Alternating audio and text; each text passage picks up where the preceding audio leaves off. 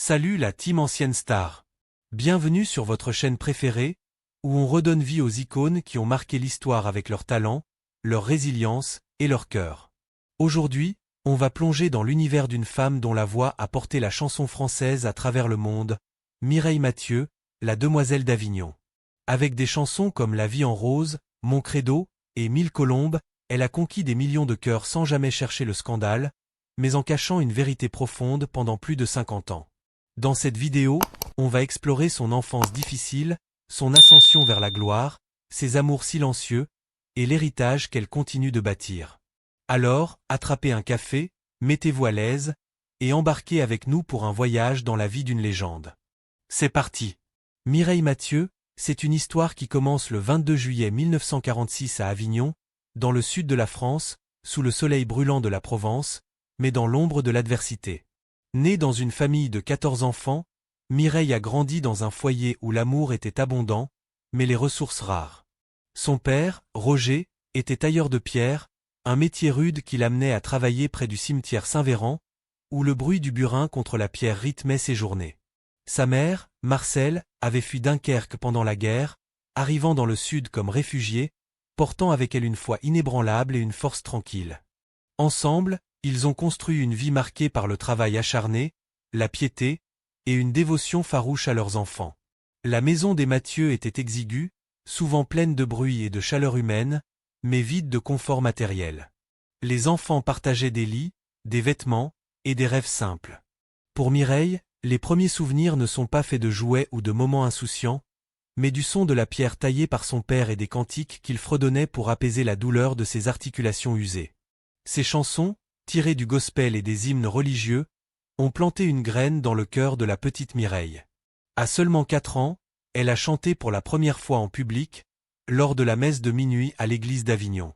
Sa voix, claire et puissante malgré son jeune âge, a captivé l'assemblée. Le prêtre, ému, lui a offert une sucette en guise de récompense. Mireille n'a jamais oublié ce moment, non pas pour le goût du bonbon, mais parce que, pour la première fois, sa voix avait fait taire une pièce entière. Mais si l'église était un refuge, l'école était une toute autre histoire. Mireille souffrait de dyslexie, une condition peu comprise à l'époque. Elle luttait pour lire et écrire, ce qui lui a valu de redoubler une classe. Ses instituteurs, loin d'être compréhensifs, la punissaient pour avoir écrit de la main gauche, considérée comme inappropriée dans les années 50. Ils l'ont forcée à passer à la main droite, une contrainte qui l'a marquée profondément. Pire encore, il se moquait de ses rêveries, sans réaliser qu'elle n'était pas distraite. Elle réarrangeait des mélodies dans sa tête, construisant un monde intérieur où la musique était son seul langage. Dès l'enfance, Mireille semblait vivre entre deux réalités, celle de la pauvreté et des jugements, et celle qu'elle bâtissait note par note. À l'adolescence, la situation financière de la famille ne s'est pas améliorée. À 14 ans, Mireille a dû quitter l'école pour travailler dans une usine à Montfavet, près d'Avignon. Le jour, elle actionnait des machines dans un vacarme assourdissant. Mais la nuit, pendant les pauses déjeuner ou en rentrant chez elle à vélo dans le Mistral glacial, elle chantait. Ce vélo, acheté à crédit comme presque tout dans la famille, était un symbole de leur foi en un avenir meilleur. Mireille chantait pour elle-même, pour oublier la fatigue, pour rêver d'un monde au-delà des murs de l'usine. Ces moments de solitude étaient ses premières scènes, où elle transformait la douleur en mélodie. Son talent n'est pas passé inaperçu. Elle a commencé à participer à des concours de chants locaux, des petits événements où les habitants d'Avignon se réunissaient pour écouter des voix prometteuses. En 1964, à 18 ans, elle a remporté un concours local en interprétant La vie en rose, la chanson d'Édith Piaf qui avait bouleversé son enfance lorsqu'elle l'avait entendue à la radio.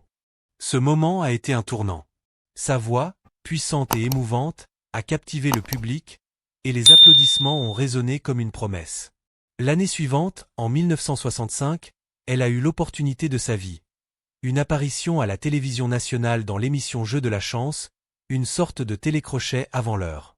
Le public français est tombé sous le charme de cette jeune femme menue, avec sa coupe au carré et sa voix qui semblait porter toute l'âme de la Provence. En 1965, Mireille Mathieu, alors âgée de 19 ans, se tenait à un tournant de sa vie. Après des années à chanter dans l'ombre à l'église, dans les concours locaux, ou en pédalant sur son vélo dans le Mistral d'Avignon, elle a eu l'opportunité de sa vie. une apparition dans Jeux de la chance, une émission télévisée nationale diffusée dans le cadre du programme Télédimanche. Ce n'était pas n'importe quelle scène. C'était une vitrine pour les jeunes talents, regardée par des millions de Français. Mireille, avec sa coupe au carré, sa timidité naturelle, et sa voix puissante, a choisi d'interpréter Jezebel, une chanson d'Édith Piaf, son idole de toujours. Dès les premières notes, le public a été captivé. Sa voix, claire comme un cristal mais chargée d'émotion, semblait porter toute l'âme de la Provence. Le public a voté en masse pour elle, et Mireille a remporté l'émission, semaine après semaine, devenant une sensation nationale. Les journaux ont commencé à parler de cette jeune fille menue, née dans une famille modeste, qui chantait avec une intensité rare. On la comparait déjà à Piaf, non pas pour imiter son style, mais pour la puissance émotionnelle qu'elle dégageait. Ce succès télévisé a marqué un avant et un après. Mireille n'était plus la fille d'Avignon qui travaillait à l'usine, elle était en route pour Paris, le cœur battant de la musique française, avec des rêves plus grands que jamais. Mais même à ce moment de gloire naissante, Mireille restait sous une surveillance étroite. Sa tante, qui l'accompagnait à Paris, veillait sur elle comme une sentinelle. Pas de sortie, pas de distraction, juste la musique. Cette discipline, ancrée dans son éducation modeste, allait devenir une marque de fabrique. Bientôt, sa sœur Monique prendrait le relais, imposant un cadre strict où chaque détail de sa vie était contrôlé. Cette rigueur, bien que contraignante, a permis à Mireille de se concentrer sur son art, évitant les scandales qui marquaient souvent les jeunes stars de l'époque. L'homme qui allait changer sa vie, Johnny Stark. À l'époque, Stark était une légende dans le monde du spectacle français. Surnommé l'Américain pour son style flamboyant et son éthique de travail implacable, il avait déjà propulsé des artistes comme Yves Montand vers la gloire. Stark n'était pas seulement un manager. Il était un visionnaire, un homme avec un instinct aiguisé pour repérer non seulement le talent, mais le potentiel d'une légende. Quand il a vu Mireille, il n'a pas vu qu'une voix. Il a vu une discipline forgée dans l'adversité, une passion brute, et une soif de succès qui ne demandait qu'à être canalisée. Leur première rencontre, dans un bureau parisien, a été un moment décisif. Stark, avec son charisme intimidant, ne mâchait pas ses mots. Il lui a dit « Tu as une voix exceptionnelle, mais ça ne suffit pas. Si tu travailles avec moi, ce sera dur. Je serai impitoyable. Pas de vie facile, pas de repos. Mais si tu me fais confiance, je ferai de toi une grande artiste. » Mireille, qui avait grandi dans le travail acharné, a reconnu en lui une autorité familière, presque rassurante. Elle a accepté sans hésiter, prête à se plier à sa vision. Ce n'était pas une décision légère, c'était un pacte qui allait définir sa carrière. Sous la direction de Johnny Stark, Mireille Mathieu est devenue la demoiselle d'Avignon, une icône d'élégance et de simplicité dans une époque marquée par l'extravagance. Stark a contrôlé chaque aspect de sa carrière avec une précision militaire. Il choisissait ses chansons, souvent des ballades romantiques ou des hymnes patriotiques comme Mon Credo ou Une vie d'amour, qui mettaient en valeur sa voix unique. Il décidait de ses tenues, des robes noires sobres, élégantes, qui contrastaient avec les costumes flamboyants de l'époque. Et il a créé son image signature, la coupe au carré, nette et intemporelle, qui est devenue aussi emblématique que sa voix. Cette image n'était pas un hasard. Stark savait que pour se démarquer, Mireille devait incarner quelque chose de pur, presque intouchable. À une époque où les stars comme Brigitte Bardot jouaient sur la sensualité, Mireille représentait la discipline, la grâce et une certaine austérité. On l'appelait la religieuse de la chanson, non pas par moquerie, mais parce qu'elle semblait vivre pour son art, comme une vocation sacrée. Pas de scandale, pas de rumeurs d'amants, juste une dévotion totale à la musique. Cette image, bien que rigide, a séduit le public français, puis international. En 1966, Mireille a fait ses débuts à l'Olympia, la salle mythique de Paris. Son concert a été un triomphe, et les critiques ont loué sa voix, comparée à un orgue céleste. Elle a enchaîné avec des tournées en Europe, puis aux États-Unis, où elle a chanté au Carnegie Hall. À Las Vegas, elle a captivé des audiences habituées aux paillettes, prouvant que sa voix pouvait rivaliser avec les spectacles les plus grandioses. Elle a chanté en 9 langues, du russe au japonais, vendant des millions de disques. Chaque performance était une leçon de perfection, chaque note précise, chaque geste calculé. Mais derrière cette ascension fulgurante, la relation entre Mireille et Johnny Stark était plus qu'un simple partenariat professionnel. Stark n'était pas seulement son manager. Il était son guide, son confident, presque une figure paternelle. Il la protégeait du tumulte de la célébrité, mais à un prix, un contrôle total. Mireille, en retour, lui offrait une loyauté absolue. Elle disait souvent « Johnny vit pour moi, et je chante pour lui ». Ces mots, simples en apparence, cachaient une vérité plus complexe. Étaient-ce de l'amour? Une dépendance mutuelle? Les rumeurs circulaient, mais Mireille répondait toujours avec un sourire énigmatique, laissant le mystère intact. En 1965, lorsque Mireille Mathieu rencontre Johnny Stark, elle n'est qu'une jeune fille de 19 ans, fraîchement propulsée sous les projecteurs grâce à son succès dans Jeu de la chance. Stark, lui, est déjà une figure imposante du show-business français. Surnommé l'Américain pour son style flamboyant et son approche implacable, il a façonné les carrières de stars comme Yves Montand et Lynn Renaud. Avec son charisme magnétique et son instinct aiguisé, Stark n'était pas seulement un manager, il était un architecte de légende. Lorsqu'il pose les yeux sur Mireille, il voit plus qu'une voix exceptionnelle. Il voit une discipline forgée dans la pauvreté, une passion brute, et une détermination qui pourrait conquérir le monde. Leur première rencontre, dans un bureau parisien, est presque légendaire. Stark, avec son regard perçant, lui parle sans détour. « Tu as un don, mais ça ne suffit pas. Avec moi, tu travailleras comme une bête. Je serai exigeant, impitoyable. Si tu veux une vie facile, ce n'est pas pour tout de suite. Mais si tu me fais confiance, je ferai de toi une grande artiste. » Pour Mireille, qui a grandi dans une famille où le travail dur était une seconde nature, ces mots résonnent comme un défi, mais aussi comme une promesse. Elle accepte, scellant un pacte qui allait façonner les décennies suivantes de sa vie. Sous la direction de Johnny Stark, la carrière de Mireille Mathieu prend une ampleur phénoménale. Stark ne se contente pas de gérer ses contrats, il contrôle chaque détail de son image et de son article. Il choisit ses chansons avec soin, privilégiant des ballades émouvantes comme Mon Credo ou Qu'elle est belle, qui mettent en valeur la clarté et l'émotion de sa voix. Il décide de ses tenues, optant pour des robes noires sobres et élégantes, qui contrastent avec les extravagances de l'époque. Et il impose la coupe au carré, cette coiffure nette et intemporelle qui devient sa signature. Chaque choix est calculé pour créer une image unique, celle de la demoiselle d'Avignon, une figure de pureté et de discipline dans un monde de strass et de scandales. Stark ne laisse rien au hasard. Il organise des répétitions interminables, exigeant une perfection absolue. Mireille, avec sa voix puissante et son éthique de travail héritée de son père tailleur de pierre, se plie à ses exigences sans broncher. Elle apprend à chanter en 9 langues, du russe à l'allemand, pour conquérir des publics internationaux. En 1966, elle triomphe à l'Olympia, la salle mythique de Paris, où elle reçoit une ovation debout. Puis viennent les tournées mondiales, Moscou, Tokyo, Las Vegas, le Vatican. Partout, elle captive les foules, des présidents au pape, avec une voix qui semble toucher l'âme même de ceux qui l'écoutent. Mais cette ascension n'est pas sans coup. Stark impose une discipline de fer. Pas de fête, pas de romance, pas de distraction. Mireille vit presque comme une religieuse, dévouée à son article. Sa sœur Monique, qui prend le relais de sa tante comme chaperon, veille à ce que chaque aspect de sa vie reste sous contrôle.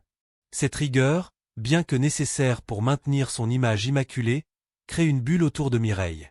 Elle devient une star mondiale, mais sa vie personnelle est un désert soigneusement ordonné.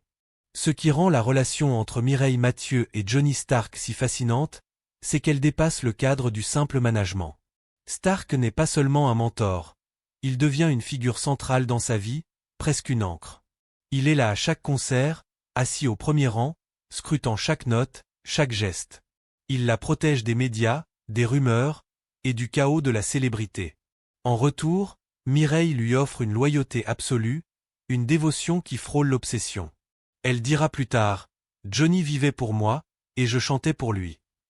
Ces mots, simples en apparence, cachent une vérité plus profonde, un lien qui brouille les frontières entre le professionnel et l'intime. Les rumeurs, bien sûr, n'ont pas tardé à émerger. Étaient-ils amoureux? Était-ce une relation de dépendance? Un amour platonique? Les journalistes, avides de scandales, posaient sans cesse la question, mais Mireille répondait toujours avec un sourire énigmatique, un regard qui en disait plus que 1000 mots. Stark, de son côté, ne parlait jamais de sa vie personnelle.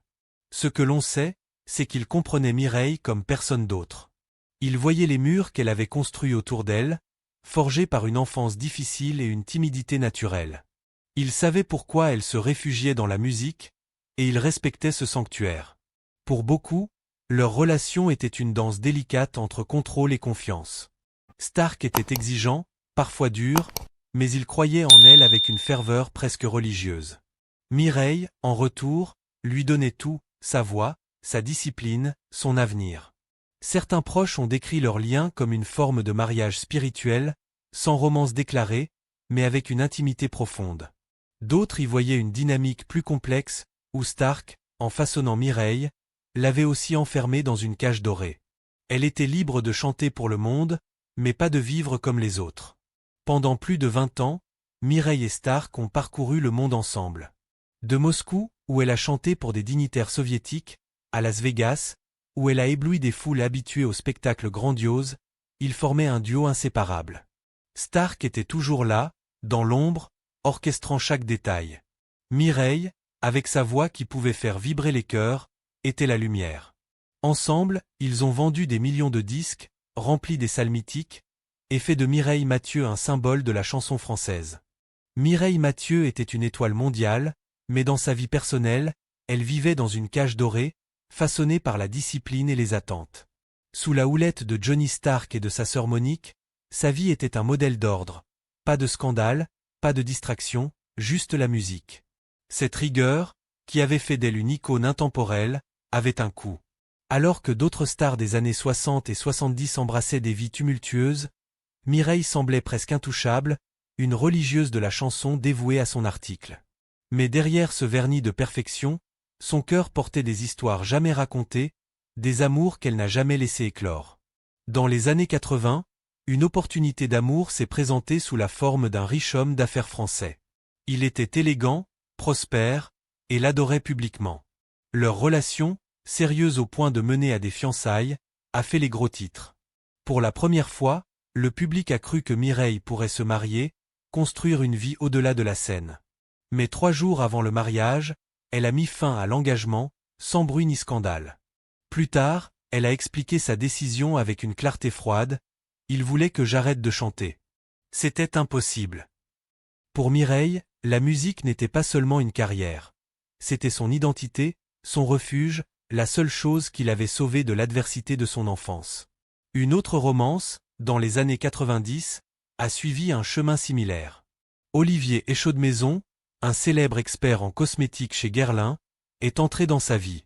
Leur relation était discrète mais visible, et les amis les décrivaient comme un couple élégant, uni par une alchimie subtile. Il y eut même des rumeurs d'une robe de mariée en préparation. Pourtant, comme toujours, l'histoire s'est arrêtée avant de commencer, sans explication publique, juste un silence. Mireille, une fois de plus, a choisi la musique, incapable de faire le compromis que l'amour exigeait. Mais parmi ces amours inachevés, un nom se détache, Jean-Louis. Contrairement aux figures publiques qui ont croisé sa vie, Jean-Louis était un homme ordinaire, enraciné dans le même Avignon où Mireille avait grandi. Ils se connaissaient depuis l'enfance, se croisant dans les rues poussiéreuses du quartier, à l'église ou sur les marchés. Jean-Louis, menuisier de profession, n'avait ni la célébrité ni l'ambition des autres. Ce qu'il avait, c'était une tendresse discrète et une admiration sincère pour la voix de Mireille, bien avant que le monde ne la découvre. Il était là quand elle chantait à la messe de Noël à 4 ans, là quand elle murmurait des chansons de Piaf en séchant les cours. En 1964, lorsque Mireille envisageait de s'inscrire à Jeux de la chance, c'est Jean-Louis qui lui a glissé le formulaire d'inscription avec un simple « Il faut que tu essaies ». Ce geste, modeste mais significatif, a changé sa vie. Quand elle est partie pour Paris, il est resté à Avignon, fidèle à son monde simple. Entre 1965 et 1974, il lui a écrit 32 lettres, des mots tendres et sans prétention, comme « Tu étais radieuse à la télé hier soir. Même maman a pleuré. » Ou encore « J'ai vu ton concert. Ça m'a rappelé notre rue. » Ces lettres, qu'elle gardait dans une boîte en bois marquée Zrenia, étaient son lien secret avec un passé qu'elle avait laissé derrière. Jean-Louis n'a jamais demandé plus. Il ne s'est jamais marié, n'a jamais eu d'enfant, et a vécu une vie discrète à Avignon, travaillant de ses mains. Mireille, de son côté, n'a jamais répondu à ses lettres, mais elle les lisait, souvent seule, entre deux tournées. Ces mots simples étaient un rappel d'un monde où elle n'était pas une star, juste Mireille, la fille du quartier. En 2018, Jean-Louis est décédé, laissant un testament poignant. Il a légué ses économies à une association offrant des cours de musique aux enfants défavorisés, en hommage à la petite fille qui chantait dans notre cour. Ce geste, discret comme lui, a bouleversé Mireille, qui a retrouvé une de ses lettres en 2022, déclenchant des larmes pour un amour qu'elle n'avait jamais nommé. Chaque fois que l'amour frappait à sa porte, Mireille faisait un choix, la musique. Ce n'était pas de l'orgueil, mais une nécessité. Pour la fille qu'on avait punie pour écrire de la main gauche, la musique était son seul espace de contrôle, sa liberté dans un monde qu'il avait si souvent jugé. Renoncer à chanter, même pour l'amour, aurait été trahir ce qu'il avait sauvé. Mais ce choix avait un prix, une vie personnelle réduite à un silence ordonné, un musée de souvenirs intouchés. En juillet 2024, Mireille Mathieu, alors âgée de 78 ans, se produit dans les arènes antiques de Nîmes, un lieu chargé d'histoire où elle a chanté à plusieurs reprises au fil de sa carrière. Ce concert en plein air, sous un ciel étoilé, est annoncé comme une célébration de sa longévité, une occasion de revisiter ses classiques comme 1000 colombes et une vie d'amour. Des milliers de fans, jeunes et moins jeunes, se pressent pour entendre la voix qui a défini la chanson française pendant 6 décennies. Mais ce soir-là, quelque chose d'inattendu se produit, un moment que personne, pas même ses fans les plus fidèles, n'aurait pu prévoir. Après avoir interprété 1000 colombes, Mireille s'arrête. La foule, habituée à ses transitions impeccables, sent que quelque chose est différent. Sa main tremble légèrement lorsqu'elle reprend le micro. Dans un silence presque sacré, elle s'adresse au public. « Ce soir, je veux chanter une chanson qui n'a jamais été enregistrée. C'est pour quelqu'un que j'ai aimé en silence toute ma vie. » Les spectateurs, suspendus à ces mots, retiennent leur souffle. Puis, sans orchestre ni mise en scène, juste accompagné d'un piano discret, Mireille entonne le Figuier en fleurs, une mélodie douce, presque une prière, avec des paroles d'une simplicité déchirante. Si l'arbre pousse encore, c'est qu'il se souvient de tes mains. Je n'ai jamais dit je t'aime à voix haute, mais je t'ai porté en silence toute ma vie. Pendant près de 10 minutes, le temps semble s'arrêter. La voix de Mireille, toujours puissante malgré les années, tremble d'émotion. Les larmes coulent sur ses joues, mais elle ne s'interrompt pas. La foule, d'abord silencieuse, est bientôt submergée par l'émotion. Certains pleurent, d'autres se tiennent la main, tous conscients d'assister à un moment unique. À la fin de la chanson, les arènes éclatent en applaudissements, un mélange de respect et d'amour pour une femme qui, pour la première fois, s'est montrée vulnérable. Ceux qui connaissaient l'histoire de Mireille ont tout de suite compris, le figuier en fleurs n'était pas une métaphore. C'était un hommage à Jean-Louis, l'ami d'enfance qui lui avait écrit 32 lettres entre 1965 et 1974, l'homme qui l'avait encouragé à tenter sa chance avant de la laisser partir pour Paris. Le figuier était réel, planté dans une cour d'Avignon où ils se retrouvaient adolescents, un symbole de leur lien discret et inavoué. Jean-Louis, décédé en 2018, n'a jamais cherché la lumière, mais il a porté Mireille dans son cœur jusqu'à la fin, léguant ses économies à une association musicale en son honneur. Après le concert, Mireille refuse toute interview. Son équipe publie une simple déclaration. Ce que j'avais à dire, je l'ai chanté. Mais la vidéo de la performance, filmée par des fans, se répand comme une traînée de poudre sur Internet. En quelques jours, le figuier en fleurs devient un phénomène, non pas comme un tube commercial, mais comme un moment brut et authentique. Des artistes du monde entier, de jeunes chanteurs en Allemagne à des groupes au Japon, reprennent la chanson, mais aucune version ne capture la douleur silencieuse de l'original. Ce n'était pas juste une mélodie, c'était une blessure ouverte, enfin autorisée à respirer. Quelques semaines après le concert, Mireille retourne discrètement à Avignon, sans caméra ni journaliste. Elle visite la maison de son enfance, où le figuier, penché mais toujours vivant, continue de pousser près d'un mur fissuré. Elle reste là un moment, seule, avant de prélever une bouture qu'elle place dans un pot en terre cuite. Ce pot repose aujourd'hui dans sa maison de Neuilly-sur-Seine, près d'une fenêtre baignée de soleil, à côté de la boîte en bois marquée Zrenia où elle conserve les lettres de Jean-Louis. Ce geste, discret comme toujours, et sa manière de garder vivant un amour qu'elle n'a jamais pu vivre pleinement. Ce moment à Nîmes marque un tournant. Pour la première fois, Mireille, connue pour son image impeccable et son silence sur sa vie personnelle, s'est laissée voir comme une femme, pas seulement comme une voix. Elle n'a pas nommé Jean-Louis sur scène, mais elle n'a plus eu besoin de le cacher. Pour une artiste qui avait toujours cherché la perfection, cette vérité fragile était un cadeau rare, offert au monde sans artifice. Mireille Mathieu n'est pas seulement une chanteuse, elle est un symbole de résilience. Née dans l'adversité, elle a transformé le silence de son enfance en une voix qui a conquis plus de 50 pays, vendant 100 millions de disques en 9 langues. Ses chansons, de Mon Credo à 1000 colombes, sont des hymnes intemporels, portés par une discipline et une passion inégalées. En 2025, alors qu'elle approche de ses 80 ans, son legs transcende la musique. Elle a chanté pour des rois, des papes et des foules immenses, mais son geste le plus puissant a été de révéler sa vulnérabilité avec le figuier en fleurs, prouvant que la force peut naître du silence. À Avignon, l'espace Mireille Mathieu, prévu pour juillet 2026, sera plus qu'un musée. Avec des archives, des lettres de Jean-Louis, et un jardin planté de descendants de son figuier, il célébrera sa vie et offrira des cours de musique aux enfants défavorisés. Mireille l'a dit, « Je ne veux pas que ma voix soit un souvenir, mais un passage. » Ce lieu incarne son désir de redonner, discrètement, comme toujours. Pour une femme qu'on voyait comme distante, cet héritage révèle une vérité simple. Elle a protégé ce qui était sacré, non par froideur, mais par fragilité. Alors, team ancienne star, que vous évoque Mireille Mathieu? Quelle chanson vous touche le plus, La vie en rose ou Le figuier en fleurs? Croyez-vous qu'un amour peut être vrai, même s'il reste silencieux? Partagez vos pensées dans les commentaires, on adore vous lire. Si cette histoire vous a ému, mettez un pouce bleu, partagez cette vidéo avec vos amis fans de musique, et abonnez-vous à Ancienne Star pour ne rater aucune de nos histoires sur les légendes qui ont marqué l'histoire. Cliquez sur la cloche pour être notifié, et on se retrouve bientôt pour une nouvelle aventure.